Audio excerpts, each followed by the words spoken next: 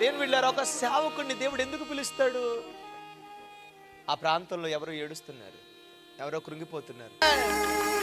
ఈరోజు ఆ సేవకులను కొడుతున్నారు, సేవకులను చంపుతున్నారు, సేవకులను చులకన చేస్తున్నారు, సేవకులను ఎంత అపహాస్యంగా చూస్తున్నారో, తక్కువ వాడుగా చూస్తున్నారో.